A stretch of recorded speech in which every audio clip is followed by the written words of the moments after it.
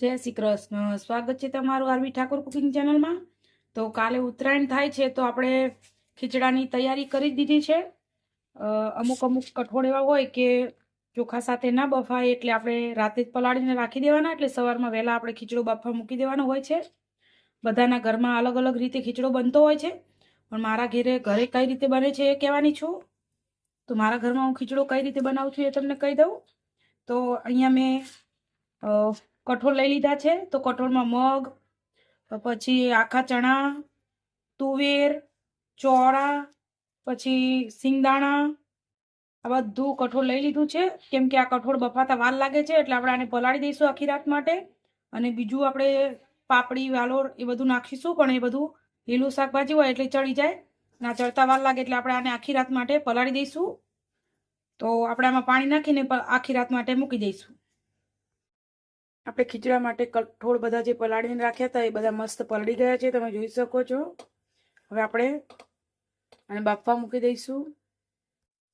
તો અહીંયા પાણી આંધણામાં મૂકી દીધું છે મેં, અને સ્વાદ પ્રમાણે મીઠું અને અડધી ચમચી હળદર નાખી દીધી છે। હવે આપણે જે કઠોળ હતા એ આમાં નાખી દઈશું અને સરસ ને 2 પાણીથી ધોઈ લીધા છે।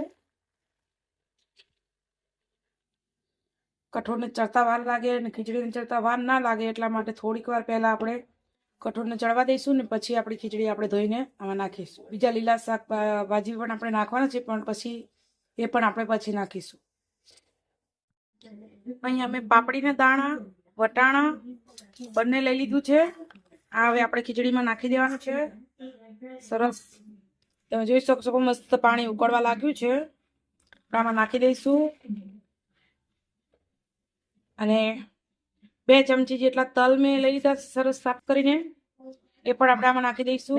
અહીંયા મેં ખીચડી 1 વાટકો સરસ ધોઈ 3 થી 4 પાણીથી ધોઈ અને લઈ લીધી છે, એ પણ આપણે આમાં હવે નાખી દઈશું।